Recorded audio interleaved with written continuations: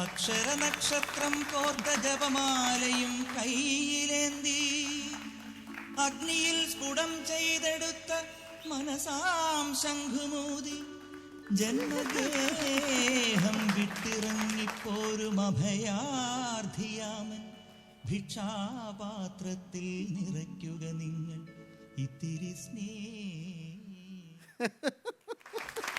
മനസ്സിലായി കാണും എന്ന് കരുതുന്നു. മനസ്സിലായിട്ടില്ല. മനസ്സിലായില്ലേ? ഇല്ല. എവിടെ നിന്നാണോ? ഞാൻ പ്രശസ്ത നോവലിസ്റ്റ് ബാറ്റൺ ബോസ് 20-20-0-15. തെങ്ങിനിടുന്ന ഒരു വളമല്ലയോ? അയ്യോ, അത് കാർഷികം, ഇത് സാഹിത്യം. കാർഷികവും സാഹിത്യവും. ഇത് സാഹിത്യം. ഞാൻ നോവലിസ്റ്റാന്ന് ഞാൻ പറഞ്ഞായിരുന്നല്ലോ. ഇവർക്കെല്ലാവർക്കും തന്നെ അറിയാം. ഇപ്പൊ നേരിട്ട് കണ്ടതിൽ അവർ അന്താളിച്ച് മരവിച്ചിരിക്കുവോ. അത് ഒഫീഷ്യൽ നെയിം. നമ്മള് ഈ സാഹിത്യകാരന്മാർക്കൊക്കെ ഒരു ഇതുണ്ടല്ലോ, ഈ ഒരു തൂലികാനാമം. എനിക്കുണ്ട് തൂലികാനാമം. ഉണ്ടാ? എന്താണ്? പ്രശസ്ത നോവലിസ്റ്റ് കോപ്പി അടിയോടടി. കോപ്പി അടിയോ? അല്ല, KP അടിയോടി തെറ്റിപ്പോയതാ. അതെ. അയ്യോ, ഞാൻ മാത്രമല്ല, എന്റെ വീട്ടിലുള്ളവരെല്ലാവരും സാഹിത്യകാരന്മാരാ. എന്റെ വീട്ടിലുള്ളവരെ അപേക്ഷിച്ച് ഞാൻ പുഴുവാ. അത് കാണുമ്പോഴറിയാം. അല്ലെന്നേ, എന്നെക്കാളും കഴിവുള്ളവരാണ് അവര്. അങ്ങനെയാണ്. പിന്നെ എന്റെ അച്ഛനെ അറിയാവോ? അത് അമ്മയോട് പോയി ചോദിക്കേ.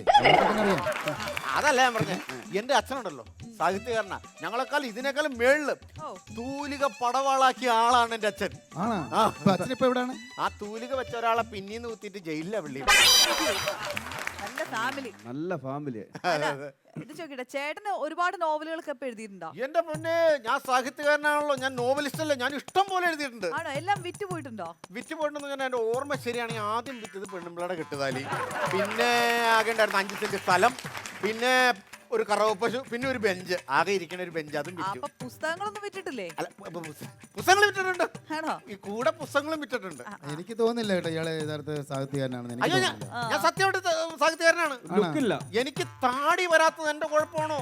കരടി നെയ് തേച്ചു, മയിലെണ്ണ തേച്ചു, താടിയിൽ ഉറുമ്പ് വരെ വന്നു, എന്നിട്ടും താടി വന്നില്ല. എന്റെ കുഴപ്പമല്ല. എനിക്ക് വിശ്വസിക്കാൻ പറ്റില്ല. അങ്ങനെയാണ്. ഞാൻ ചോദിക്കട്ടെ, നിങ്ങള് പ്രശസ്ത സാഹിത്യകാരൻ നമ്മുടെ വൈക്കം മുഹമ്മദ് ബഷീറിനെ അറിയോ? വൈക്കം മുഹമ്മദ് ബഷീറിനെയൊക്കെ അറിയാം. എന്ത് നിഷ്കളങ്കമായ ചോദ്യമാണ് ചോദിക്കുന്നത്. ആർക്കും അറിയാൻ പാടാത്ത വൈക്കം മുഹമ്മദ് ബഷീർ? അദ്ദേഹത്തിന്റെ മതിലുകളിൽ എന്താണ് എഴുതിയിരിക്കുന്നത്? പരസ്യം പതിക്കരുത്. നിങ്ങൾ എന്തായി പറയുന്നത്? വൈക്കം മുഹമ്മദ് ബഷീറിന്റെ അല്ല, കലാപവും ബഷീറിന്റെ ആണെങ്കിൽ പോലും മതിലിൽ പരസ്യം പതിക്കരുതെന്ന് എഴുതി വെക്കാൻ പറ്റുള്ളൂ. പിന്നെ ഇലക്ഷന്റെ സമയത്ത് 2 ചിഹ്നത്തിൽ വോട്ട് ചെയ്യുക, അരിവാൾ ചുറ്റിക നക്ഷത്രം നമ്മുടെ അടയാളം എന്നൊക്കെ പറഞ്ഞ് എഴുതി വെക്കുക. അതൊക്കെ ചില വിട്ടുവീഴ്ചകൾ ചെയ്യും. ഇത് ഞാൻ പറഞ്ഞ കറക്റ്റായിരിക്കും. നിങ്ങൾ എന്ത് പറഞ്ഞാലും ശരിയാണ്. നമുക്ക് ഈ അതെന്താ അറിയോ ചേട്ടാ, ഇവർക്ക് ഈ സാഹിത്യമായിട്ട് വലിയ ബന്ധമൊന്നുമില്ല. അപ്പൊ നോവലുകളോടൊന്നും വലിയ താല്പര്യം ഉണ്ടാവില്ല. ഇല്ല, എനിക്ക് നോവലിനോട് എനിക്ക് കവിതയിലാണ് ലഹരി. എനിക്കുണ്ടല്ലോ, എനിക്കിത് ഈ കവിതയോട് ഒരു താല്പര്യമില്ല. എനിക്ക് നോവലിനോട് താല്പര്യം. കാരണം കവിത എന്ന് പറയുന്ന സാധനത്തിന് കണക്ഷൻ ഇല്ല. നമ്മൾ നിങ്ങൾക്കൊക്കെ അറിയാം, നിങ്ങൾ എൻ്റെ ഇഷ്ടം പോലെ നോവലുകൾ വായിച്ചിട്ടുള്ള, നമ്മളിങ്ങനെ ഒരു കഥ എഴുതിയിട്ട് ലാസ്റ്റ് തുടരുമെന്ന് എഴുതിയിട്ട് നിങ്ങൾ അടുത്ത ആഴ്ച അത് കാണാൻ വേണ്ടി കാത്തിരിക്കില്ലേ? പക്ഷെ നമ്മൾ കവിതയ്ക്ക് വേണ്ടി നമ്മൾ കാത്തിരിക്കില്ല. കവിതയിൽ കണക്ഷൻ ഇല്ല. ആരാണ് പറയുന്നത്? ഞാൻ പറഞ്ഞു കവിതയിൽ കണക്ഷൻ ഇല്ല ഉണ്ടെന്ന് ഞാൻ പറയുന്നത്. എന്നാ നിങ്ങൾ ഏതെങ്കിലും കവിത പഠിക്കാം, ഞാൻ എൻ്റെ കണക്ഷൻ തെറ്റിച്ച് കാണിച്ചു തരാം. തെറ്റിച്ച് കാണിക്കണ്ട, തെറ്റുണ്ടെങ്കിൽ പറഞ്ഞാൽ അത് ഞാൻ കാണിച്ചു തരാം. 12 മക്കളെ പെറ്റൊരമ്മേ, നിന്റെ മക്കളിൽ ഞാനാണു ഭ്രാന്തൻ. അതിൽ തെറ്റില്ല.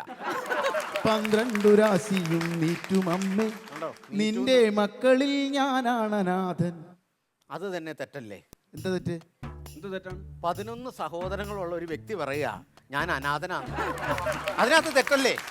മൊത്തം തെറ്റല്ലേ? മൊത്തം തെറ്റാണ്. രാശി നീറ്റു എന്ന് പറഞ്ഞു കഴിഞ്ഞാൽ ഈ രാശി എന്നെ മുറിഞ്ഞിരിക്കണോ? ഈ രാശിയുടെ മേളിൽ ഉപ്പുനീര് വീണോ നീറാനായിട്ട്? അത് കണക്കിന് ശരിയാണോ? അതാണ്. എല്ലാവർക്കും തിമിരം, നമ്മൾക്കെല്ലാവർക്കും തിമിരം. ഏത് വർക്കിനാണ് തിമിരമുള്ളത്? എനിക്കറിയാൻ പാടില്ല ഏത് വർക്കിലാണ് തിമിരമുള്ളത്. വർക്കോ? എല്ലാ വർക്കും തിമിരാന്ന്. എങ്ങനെ ശരിയാവുന്നത്? എന്റെ നോട്ടത്തിൽ തിമിരം വരാൻ സാധ്യതയുള്ളത് വർക്ക് എന്ന് പറഞ്ഞു കഴിഞ്ഞാൽ വെൽഡിങ്ങാ. അതൊരു ഗ്ലാസ് ഇങ്ങനെ വെച്ച് കഴിഞ്ഞാൽ അത് മാറിപ്പോകും. ഒരു വർക്കിലും തിമിരമില്ല.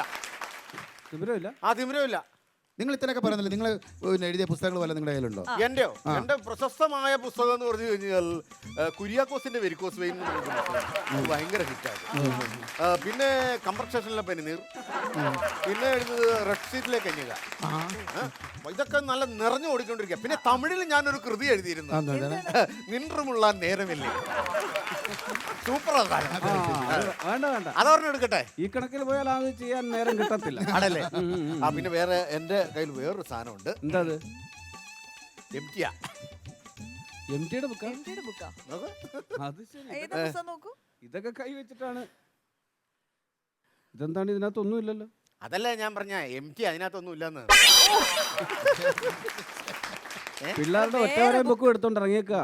സാഹിത്യകാരൻ എടുത്തോണ്ട് പോടൂ. അതല്ല, ഇത് നിങ്ങൾക്ക് പുച്ഛമാണെങ്കിൽ നിങ്ങൾക്ക് വേറൊരു എന്റെ കൃതി കാണിച്ചു തരാം. എന്ത് കൃതി? വില ഉള്ളത് കൊടുക്കും. ഇയാള് പെനകൃതിയാന്ന് തോന്നുന്നു. ഇതുണ്ടല്ലോ, ഈ നോവൽ വായിച്ചിട്ട് ഇതിനകത്ത് വില്ലനെ ഒന്ന് കാണിച്ചു തരുവാണെങ്കിൽ നിങ്ങൾ പറയണ പൈസ ഞാൻ അങ്ങോട്ട് വരും. ഇത് എത്ര വായിച്ചാലും ഇതിനകത്ത് വില്ലനെ കണ്ടുപിടിക്കാൻ പറ്റില്ല. എത്ര വായിച്ചാലും വില്ലനെ കണ്ടുപിടിക്കാൻ പറ്റില്ല. അത് ഇയാളുടെ എഴുത്തുദോഷം കൊണ്ടായിരിക്കും. അതുകൊണ്ടല്ല. ഞാൻ സാധാരണ ഒരുപാട് ബുക്സ് ഒക്കെ ഞങ്ങൾ വായിച്ചിട്ടുള്ളതാണ്.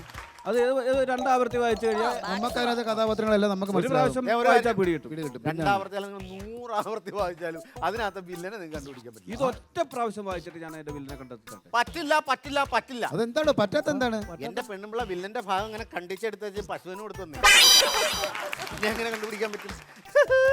പൊയ്ക്കോ പൊയ്ക്കോ, എടുത്ത് വിട്ടോ.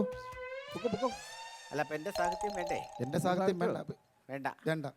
അച്ഛനെ പോലെ തൂലിക പടവാളാക്കിയാലോ? നിങ്ങൾ അച്ഛൻ എന്താ കട്ടപ്പയാണോ പിന്നീട് കുത്താണ്? ഇറങ്ങിപ്പോടൂ. അങ്ങനെ തറവാടിത്തത്തോടുകൂടി പറ. തറവാടികൾ അങ്ങനെ സംസാരിക്കണം. ജന്മഗേഹം വിട്ടിറങ്ങിപ്പോരും അഭയാർത്ഥി. മൂക്കൂത്തി മൂക്കി പോയിന്നും പറഞ്ഞാൽ എൻ്റെ കയ്യിൽ വേറൊരു സാധനമാണ്. അത് വേണോ? എന്താണ്? അയ്യോ, വേണ്ട. മൊബൈലിന് വെച്ച് എറിയും ഞാൻ. മൊബൈൽ പോയാലും വേണ്ടില്ല.